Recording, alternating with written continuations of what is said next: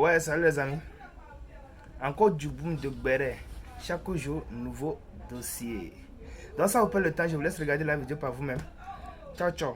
Tu vas rebondir encore. Donc ça, c'est la méchanceté avec tout ce que le président est en train de faire. Même aujourd'hui, partout en Côte d'Ivoire, il n'y a pas fait de ici, c'est pas mon village, ou ici, c'est mon village. Il travaille partout. Donc je pense que si ce n'est pas la haine et la méchanceté, tous les Ivoiriens devaient soutenir ce monsieur. Mais aujourd'hui, il n'aime pas juste Alassane parce qu'il n'est pas de eux. Parce que quelqu'un qui est là avec toutes ces réalisations qu'il a fait, tous ces stars, tous ces points, ce n'est pas ces militants seulement qui vont en bénéficier, c'est tous les Ivoiriens. Donc, pour l'ONU, là, il ne faut même pas, on va se casser la tête. C'est Alassane qui décide. Et il a dit, il ne va pas le faire, il ne va pas le faire, et rien ne va se passer. Et les gens, on a vu aussi, qu'est-ce que Solo Diom n'a pas dit 2020. Qu'est-ce qui s'est passé? Rien. Donc, donc 2025, là aussi, rien ne va se passer. Les élections vont se passer très bien. Et ceux qui vont aller voter, ils seront tous en sécurité. Et moi, je prie pour les Ivoiriens conscients, ceux qui veulent la paix, que Dieu protège tous les Ivoiriens qui pensent positivement. Et je pense qu'il y a les gars aussi qui sont conscients. Je pense que Dieu nous protège tous et que chacun essaie de penser à la Côte d'Ivoire d'abord. Aujourd'hui, Gbagbo, il est beaucoup âgé comme Alassane Dramane Ouattara et ils vont partir un jour et c'est la jeunesse qui va rester et nos enfants et nos petits-enfants. Donc, je pense qu'on doit penser à nous, à nos parents, pas toujours en train de sortir, aller manifester pour les politiciens pour se faire tuer. Surtout un politicien comme M. Laurent Gbagbo. Donc, je pense que Laurent Gbagbo n'a rien à perdre. Donc, tout ce qu'il veut, c'est de détruire la Côte d'Ivoire. Il n'a pas laissé Houphouët-Boigny en paix. Non plus Bédié, Gueye aussi, Alassane aussi, il ne va pas le faire. Donc, lui, toujours, c'est négatif. Donc, c'est un peu ça. Moi, je n'ai pas beaucoup de choses à dire. Et je vous remercie de m'avoir donné la parole. Ok, merci beaucoup. Merci beaucoup, Doum. Merci beaucoup. Merci pour l'intervention. Brice, je peux faire une petite motion là? Ouais, vas-y, je vais mettre ta motion. La motion, Oui, c'est maximum 2 minutes. Vas-y. non, je ne vais même pas arriver là. C'est toi, mais je voulais. Tu as parlé d'un sujet, quand tu t'exprimais tout à l'heure, tu as fait une erreur en disant que ouais, c'est selon les dits des gars. Babou n'a pas rendu le président Ouattara candidat. Non, Babou n'a jamais rendu le président Ouattara candidat. Le président Non, je le Ouattara sais. Mhm.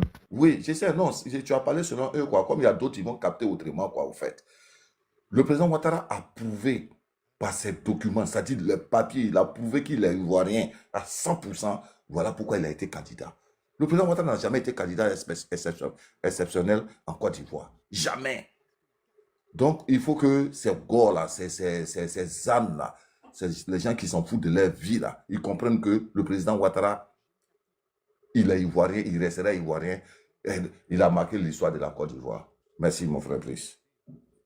Ok, merci beaucoup pour l'intervention. Au fait, quand je le dis, je sais que ouais, c'est pas fait frère, mais quand il y a un mensonge répété plusieurs fois, ça peut devenir une vérité. Et ce débat-là, on a eu plusieurs fois, on est revenu dessus et on a débattu, le décret, tout ça là. Techniquement, chacun a sa manière d'interpréter ça.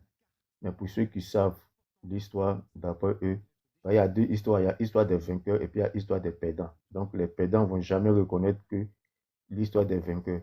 Donc, c'est comme ça toujours. Donc, merci beaucoup, Douki. Merci d'avoir de clarifier aussi ces propos. Coco, après on passe à ma maman Anne. Coco. Ouais, le boss. Ouais, on dit quoi, ça va? Ouais, calé. Ok, vas-y. Chef frère. Ok, je vais être honnête. Au fait, comme je suis au barrage, j'ai pas grand-chose à dire. Mais quand j'ai vu j'étais en train de circuler sur le panel, quand j'ai vu le panel de bloco où il y avait les trous, et franchement, quand je vois panel de bloco comme ça, j'aime pas. Je veux que toujours, il faut que le panel de bloco soit monté à 500, 600, 1000 et quelques personnes. Parce que c'est pas un petit panel, tu vois. Voilà pourquoi je suis monté directement pour pouvoir boucher quelques trous. J'ai dit, même si ça arrive sur moi, même s'il y a des 2 mots, 3 mots, si ça trouve qu'il y a les demandes, on me fait descendre, on me les fait monter. Et moi, je suis déjà satisfait, tu vois. Donc, c'était pour ça. Mais pour vous dire, il y a un message que moi, je vais donner à l'ONU. Comme ils sont venus, il n'y a pas de problème. Nous, on sait qu'on est dans la vérité. Donc, même s'ils viennent là, tous les médias du monde, tant qu'ils sont sur la vérité, venez. Nous, on sait, parce qu'on est déjà enroulés, on est prêt pour voter. Donc, on est fiers de nous. On sait aussi qu'on n'est pas dans les mauvais systèmes. Non. On va toujours dans la loi et on suit toujours nos présidents. Et on sait quiconque vient aussi se positionner aussi, nous, on va te battre. Maintenant, c'est que le message que je vais dire à l'ONU, il faut que l'ONU essaie de regarder bien parce que ces opposants-là, tout ce qu'ils veulent, ils veulent toujours qu'il y ait des djalis sur le terrain. Après, c'est pour salir le nom du président Hassan Ouattara pour dire, voilà, vous voyez, il a fait sortir ses militaires, il a fait sortir ses militants pour venir faire des scandales et pour venir faire ce que vous voyez maintenant sur la population, comme ce qui s'est passé à Toussaint.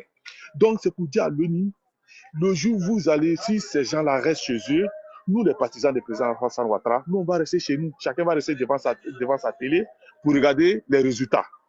Mais s'ils sortent, sachez que nous, les militants de RHDP, RDR, on va sortir. Mais on ne sort pas pour venir aller attaquer quelqu'un. Nous, on va sortir pour protéger nos biens sur le terrain. Parce que quand il y a des problèmes sur notre marchandises, quand ils viennent casser nos trucs, l'État ne nous rembourse pas, en fait. Depuis on a connu la Côte d'Ivoire, depuis nous on est nés, on n'a jamais vu quelqu'un qui a été remboursé parce que les manifestants ils ont cassé ses affaires. On n'a jamais vu. Donc aujourd'hui, c'est nous les populations maintenant qui décident de sortir pour garantir nos matériels et pour venir encore surveiller encore notre matériel sur terrain. Parce qu'on est là aujourd'hui, nous tous on se débrouille pour chercher nos affaires, que ce soit des sociétés de voitures, des magasins, etc., etc. On se débrouille. L'État ne donne pas crédit comme de la manière où vous donne crédit en France, en Europe. Non. Nous, en Côte d'Ivoire ici, c'est nous-mêmes qui cherchons pour nous sur le terrain et essayer de mettre nos trucs en place, nos biens en place. Donc, quiconque va s'attaquer à notre bien, ce qui va arriver, va arriver. Parce que les opposants, ils voient que ça seulement, qu'ils peuvent prendre pour se venger. Brûler nos affaires, faire des scandales, brûler les pneus partout dans les rues. Et pourtant, c'est nous, nos voitures qui sont garées, nos voitures de transport qui sont garées partout dans la rue. Donc, l'ONU, nous, on vous dit ça. Il faut que si vous êtes là aussi, il faut que vous jetez coup d'œil à tout ça. Donc, ce qui va arriver sur le terrain, ça n'a rien à voir avec le gouvernement, en fait. Ça serait que parmi les civils, et c'est nous, les civils, qui vont se gérer. Et les gars aussi, les opposants, nous, je vous dis aussi, restez dans les règles. Mais quiconque qui va sortir, gare à vous, ça c'est que vous n'avez pas affaire à les corps armés. Vous aurez affaire à nous aussi, les civils aussi, comme vous sur le terrain. Merci beaucoup, chers frères. C'est ce message-là que je voulais donner. Ok, merci beaucoup, frère. T'inquiète, l'ONU même là, ils n'ont pas effacé. Ils savent qui est la Côte d'Ivoire. Ils savent quelle est les résolutions. Donc, ils ne savent pas c'est George bien c'est qui là, pour le moment là. Mais ils savent. Ils connaissent tout le monde. L'ONU là. L'ONU connaît tout le monde. Je sais pas, ils ont des rapports, ils ont des anciens rapports dans les bureaux là-bas. Donc, ils savent où ils ont mis les pieds. Donc, je pense qu'ils ne sont pas là, mais c'est dans leur rôle aussi. Ils doivent jouer leur rôle, on les invite aussi dans les pays comme observateur, comme ils peuvent se faire passer pour, oui, comme du dialogue, comme il y a plein, c'est pas l'ONU seulement, même l'Union africaine, il y a les organisations internationales qui sont déjà présentes en Côte d'Ivoire, qui ont des sièges en Côte d'Ivoire, qui sont la bienvenue, toutes les chaînes sont là, quelles que soient même leurs opinions envers même, qu'on appelle ça même le pouvoir en place, mais ils sont là, on ne les ferme pas, sous prétexte qu'ils ont un avis contraire, non. Et tous sont là, tout le monde critique, et puis bon, c'est la démocratie. Ok, merci beaucoup. Je ne sais pas si Maman Anne va prendre la parole avant que je donne la parole à Big Bois. Maman Anne. La parole, merci. Vas-y. Merci, Vas-y mon pour grand. ton côté. Moi, c'est que je vais soutenir ce que le frère a dit, parce que moi, c'est ce que je pense. Les gens travaillent très, très dur. Voilà, il y a des mamans qui ne se retrouvent pas jusqu'aujourd'hui. Il y a des papas qui ne se retrouvent, il y a des frères qui, jusqu'aujourd'hui, qui n'arrivent pas à se retrouver, qui sont obligés d'aller faire des petits boulots, qui avaient tout. Donc, comme je vous l'ai dit, on a affaire à des gangsters. Ce n'est pas un parti politique. Et puis, il y en a qui veulent se joindre à eux. Donc, on les considère qu'ils sont tous des gangsters. Voilà. Et la barbarie, là, ça n'a pas commencé aujourd'hui. Ça a commencé depuis le feu Félix Houphouët-Boigny. Donc, on ne peut pas attribuer ça au président Alassane Ouattara. Le président Alassane Ouattara, son esprit vous dérange parce que vous êtes tous possédés par des mauvais esprits. Voilà. Vous êtes tous assoiffés de pouvoir parce que vos papas, vos mamans n'ont pas préparé votre avenir. Donc, vous vous battez pour avoir des miettes. Voilà, voilà votre problème. Vous êtes des mendiants en quelque sorte. Des hommes indignes, des femmes indignes qui ne sont pas capables de travailler pour gagner correctement leur vie, qui se font payer par des politiciens et qui sont devenus des mendiants internationaux. On a vu plein de gens comme ça qui étaient au temps de Gbagbo dans les agoras, qui étaient des ministères et tout ça, qui ont passé toute leur vie à mendier comme des petits souris. Et donc, ces personnes-là, aujourd'hui, ils soutiennent tout ce qui déstabilise le pays. Tout ce qui va détruire le pays, ils soutiennent. Tout ce qui déstabilise, même si tu dis tu vas vendre le pays, ils sont d'accord du moment où ils ont des miettes. Donc, on n'est pas responsable. Si vos pères, vos mamans n'ont pas travaillé pour préparer votre avenir, on ne va pas vous laisser détruire la terre de nos ancêtres encore à nouveau. Et moi, je soutiens à tous ceux qui disent que... Je dis, commencez à faire des réunions. Comment vous allez protéger vos biens. Commencez à faire des réunions, comment vous allez protéger vos familles.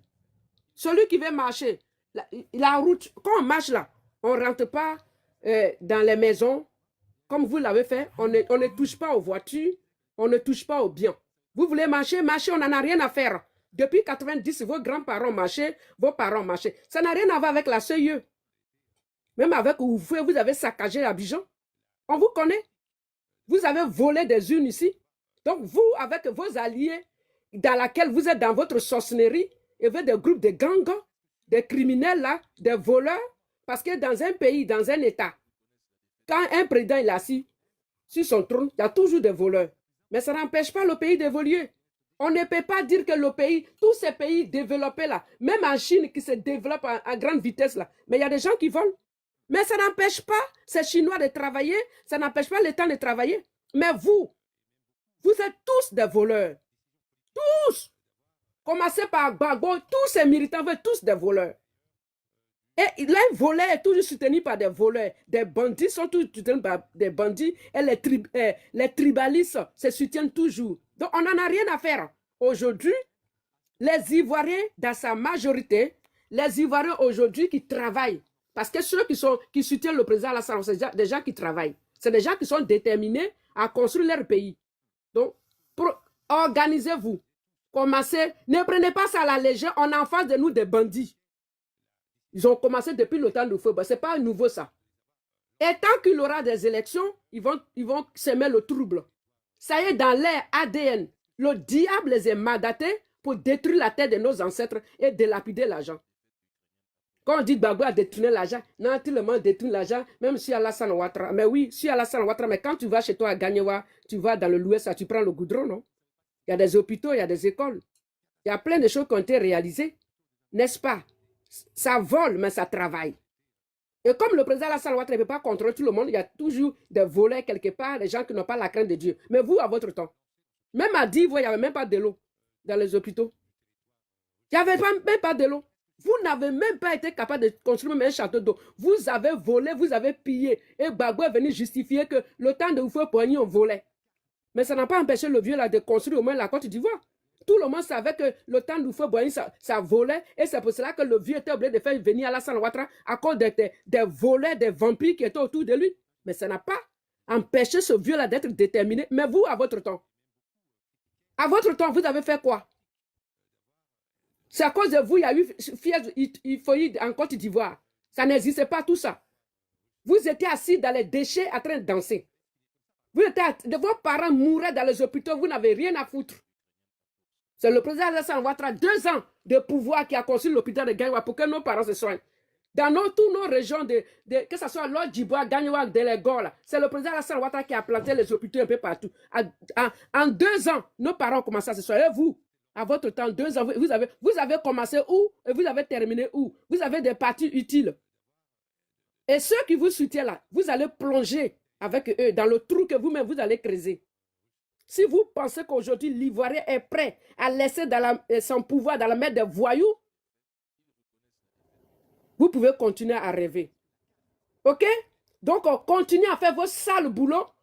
Vous avez reçu des miettes. Continuez à raconter des bêtises sur la toile. On n'en a rien à faire. Mais ce pays-là ne tomberait plus dans la main des voyous. Tous ceux qui ont échoué, vous avez échoué partout. Et c'est le pouvoir qui est devenu votre espoir. Les vrais Ivoiriens vont payer les billets d'avion. Quel que soit le prix. On va descendre, on va aller sensibiliser nos parents. Parce qu'on a compris qu'on a en face de nous des bandits qui se soutiennent. OK? Et plus jamais ces voyous-là vont revenir, venir traumatiser tout un peuple. C'est terminé. C'est terminé. OK? On est dans votre sang. Hein? Quand vous faites du bruit, vous avez des tonneaux vides qui font du bruit. Parce que vous faites du bruit, vous pensez que vous êtes majoritaire. À donner qu'à organiser un meeting. Vous allez voir. Vous allez voir. Ça ne serait pas le monde. Même les morts, ils vont venir nous soutenir. Vous pensez qu'on est d'amusement dans le pays là? Vous n'avez rien apporté. Et il y en a qui sont ici, qui sont là, qui sont dans les sous-locations, qui sous-louent les chambres. Et il y en a qui sont nourris par les femmes, la plupart, la majorité. Quand ils quittent dans les drômes là, ils viennent, ils amènent les gens. Vous pensez que la Côte d'Ivoire va encore laisser à des ivrognes, à des gens qui ont travaillé toute leur vie pour entretenir des fesses? Non, mais vous rêvez quoi? N'importe quoi. Attends, je vais m'arrêter là pour l'instant. Ok, merci beaucoup, maman. Merci de tout. Brice, pardon, hein, Brice, il y a un certain Oui. Jean quoi qui insulte les gens là, ce maudit Jean qui est quoi? là. Jean-Claude Djidé qui traite la maman d'un mot très négatif. Mettez-le, Il c'est pas sert bon. mon frère, il ne faut pas t'occuper. Ceux-là, c'est des maudits. Ils vont insulter toute leur vie. Ils vont faire des sales boulots toute leur vie. C'est des condamnés à vie. Ils sont condamnés. Le diable est dans leur vie. Ils sont finis. Mais ils ne vont plus jamais détruire la Côte d'Ivoire. C'est ce qu'on dit. Vous, on sait que c'est fini. Parce que des gens même qui ne connaissent même pas leur vrai père, la nature même les a vomis. Qu'est-ce qu'ils peuvent apporter à la nation? Donc c'est des maudits, laissez-les. Ok, merci Gauthier. Merci. Parce que moi, sincèrement, je ne veux pas être épitique. Avant, moi, je suivais bien. Et Gauthier, moi, il y a quelque chose que je pense qu'on dit, c'est avec le fait, on coupe le fait. Et moi, personnellement, j'ai vu, j'entends même souvent, même je vois sur les panels, même il y a un panel, même c'est parce qu'aujourd'hui, je l'ai vu dans les invités, même, où Kokora, même Enzi, même aller sur une plateforme où des simples, il n'avait pas injuré, des simples, il a dit un petit mot même là. C'est pas le mot même que j'ai plus que si mais ils l'ont réprimandé, ils ont commencé à le traiter comme rien du tout. Et on voit ça. Donc, si aujourd'hui la maman tient ce genre de discours là, c'est parce qu'elle aussi là, en fonction de son point de vue, elle reçoit toujours des menaces. Donc, comme ils aiment ce genre de discours, parce qu'ils pensent que, ouais, que c'est eux, chez eux, on doit tenir toujours des discours guerriers. On doit imposer Gbagbo. Avant même le lancement, on doit imposer Gbagbo, on va imposer Gbagbo. Maintenant, quand on leur demande de venir imposer le monsieur, ils disent qu'on a lieu à la discussion. Et tout c'est fausse. Monsieur négocie, il rentre au pays. Papa, non, c'est parce que le président Ouattara a peur. C'est parce que le président Ouattara a peur que, sinon, s'il ne rentre pas au pays, dans 2 jours. Donc, ils sont tout le temps dans les menaces et même dans les négociations. Matin, bonheur, ils menacent et la nuit, ils sont négociés. Et quand c'est comme ça, bon, on les regarde, on nous dit même que c'est la même Côte d'Ivoire. Parce que moi, jusqu'à aujourd'hui, je veux qu'on m'explique la Côte d'Ivoire de 2011 à 2025 est plus pire que la Côte d'Ivoire de 2020 à 2011. Et pardon, de 2002, de 2000 même à 2011. Moi, quand je les entends, moi, ça m'étonne. Quelle que soit même la gestion même des retraités, à travers la CGRAE, ça dit, je suis là, je regarde, même un côté scolaire, des grèves à répétition, où à l'époque même, on ne finissait même pas. On doit partir en congé de Noël, on va une semaine, même 5 jours avant même la date même là, des congés là, on grève déjà. Et on est dans ce cafouillage-là où à l'époque, on doit prendre nos bourses à la perception de Grand Bassam, où à l'époque, on doit partir prendre nos bourses, où on voyait des gens de Fessi qui étaient à Abidjan, venir s'arrêter. Les policiers sont là. Même un mot, ils ne peuvent pas. Même un mot, les gars, les policiers là, la police même ne pouvait pas dire. Raqueter à tout le monde au lycée. Et aujourd'hui, on veut me dire que l'école se porte bien de 2000 à 2011, de 2000 à 2010, que le code d'aujourd'hui est plus pire en matière de route, en matière des hôpitaux. Non, quand même. Moi, c'est cette analyse-là que j'espère que quelqu'un va m'expliquer. Sur quelle base? Ok, merci. Brice, motion, s'il te plaît.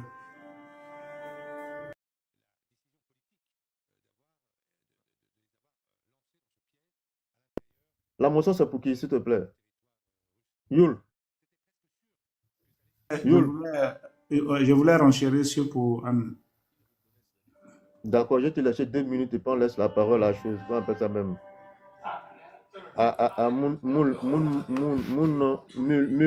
Mulman, c'est ça, je pense. Vas-y, pour 2 minutes, vas-y. Merci beaucoup. Je voudrais rassurer tout le monde ici et demander à ceux qui ont dit à Dabou que l'ONU était en route pour venir négocier pour Babou, qu'on me montre un pays au monde, un seul, dans une affaire judiciaire où l'ONU s'est déplacée pour venir imposer un candidat. S'il n'a pas fait pour Bédier, il n'a pas fait pour Ouattara. Il ne le fera jamais. Que l'ONU vienne en France pour dire à la justice française de rétablir les droits de Marine Le Pen. Vous savez, Gbagbo, c'est un menteur. Et comme pour habitude, pour rassembler ces cons qui veulent mourir pour lui, il a toujours sorti sur le chapeau un mensonge éhonté et après, silence radio. La dernière fois, il a dit que l'ONU avait écrit non. Est-ce que la lettre là est venue? La Côte d'Ivoire n'est pas en crise. L'ONU même ne s'ingère même pas dans une crise tant que le pays ne l'appelle pas. Qu'il faut que les Ivoiriens le sachent. L'ONU là, même quand il y a la crise, si le pays lui-même ne l'appelle pas pour venir s'imposer, s'ingérer dans son histoire, l'ONU ne se lève pas comme ça pour venir. Il donne des avertissements aux dirigeants du pays quand le pays est en crise. Qu'on arrête de se faire de mentir au peuple ivoirien. L'ONU ne viendra jamais. L'ONU n'a jamais dit qu'il viendra en Côte d'Ivoire pour imposer qui que ce soit. C'est faux. C'est un problème ivoirien. C'est la justice et c'est le droit. Voilà. Que Gbagbo l'accepte, qu'il ne l'accepte pas, il ne serait jamais candidat. Et celui qui veut sortir pour lui, qu'il sorte. Moi, c'est ce que je dis. Ne dites plus jamais à quelqu'un de ne pas sortir. Regardez les commentaires, les écervelés là. Regardez leurs commentaires. Qu'ils sortent, c'est tout. Encouragez-les à sortir. Merci. Ok, merci beaucoup pour ton temps d'émotion. 2 minutes, c'est bon. Mulman. Brice, je ne suis pas sur ce panel pour découvrir. Mon frère, Bonjour. tu peux te découvrir aussi. Laisse les gens vont parler. Tu as ton tour de parole. Oui, bonjour. Oui, bonjour, c'est Vas-y. Mohamed. Mohamed, ouais, vas-y. Ça, c'est mon beau Koyaka encore. Vas-y. C'est ça même. Merci de m'avoir donné la parole. Merci à tout le monde. Bonjour à tous. Tu sais, mon cher Brice, quelqu'un qui est dans le culte de la personne, tu ne peux jamais le raisonner. Ça, c'est impossible. Donc, pour te dire que ceux qu'on appelle communément Gore, c'est des gens, comme la maman le disait tout à l'heure, c'est des gens, en fait, ils sont possédés. On ne peut rien faire pour eux, en fait. Sinon, quelqu'un qui a toutes ses facultés, qui connaît l'histoire de la Côte d'Ivoire, ne peut pas se permettre de tels propos qu'eux, ils tiennent. Voici un pays dans lequel, quand Alassane Ouattara venait au pouvoir, on était à 30% de taux d'électrification du pays. Aujourd'hui, on est à 95%. L'eau, on était à presque 30%. On est à plus de 80% aujourd'hui. Il y avait 3 universités en Côte d'Ivoire. Aujourd'hui, on est à 9 universités. Il y avait 6 km de route en Côte d'Ivoire. On est à 60 km de route aujourd'hui. Et j'en passe.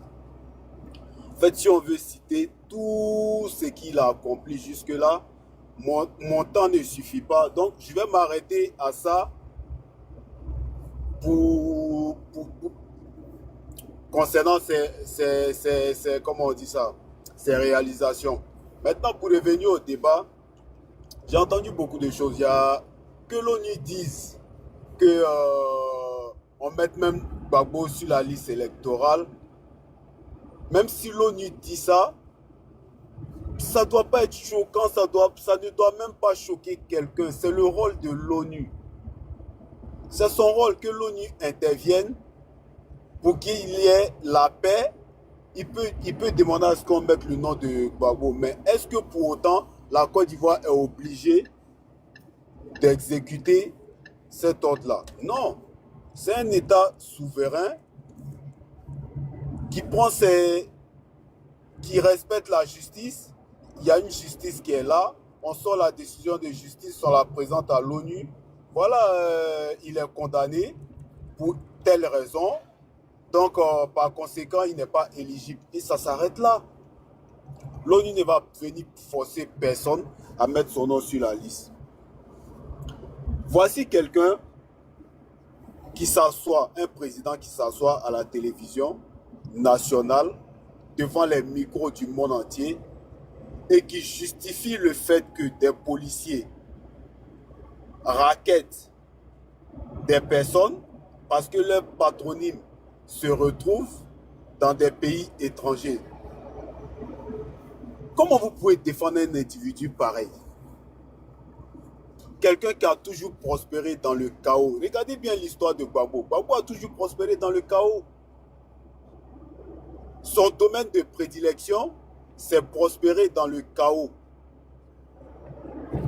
Même nous qui étions enfants là, moi j'allais pas encore à l'école quand Gbagbo il s'est présenté face à Oufoué. Mais j'avais même pas besoin d'être élève pour savoir que Gbagbo, comment il allait faire pour gagner contre Oufoué. Mais Gbagbo a dit qu'il a gagné contre Oufoué. Est-ce qu'un homme comme ça là, qu'est-ce qui va vous étonner dans son histoire politique? Après, il vient compétir contre Gueye. C'est le chaos. Gueye dit j'ai gagné, Gbagbo dit non, c'est moi j'ai gagné, c'est le chaos. Il vient compétir encore contre le RHDP, enfin pas encore le RHDP à l'époque, mais c'était, il y avait une coalition des partis pour aller au deuxième tour. On connaît tous la carte électorale de la Côte d'Ivoire. À l'époque, il y avait 33% pour chacun. Gbagbo, il avait 33, Ado, il avait 33, Bédié, il avait 33. Mais comment l'union de Bédié et puis Ado, toi, tu peux gagner contre ça? Mais il a trouvé le moyen de dire qu'il a gagné. Est-ce que quelqu'un comme ça, quelque chose peut nous étonner dans son histoire politique? Donc, les gens qui cherchent toujours à raisonner, ceux qui sont dans le culte de la personne, c'est-à-dire pour eux, là, c'est Gbagbo, le centre d'intérêt de la Côte d'Ivoire, c'est des individus, il ne faut même pas les calculer.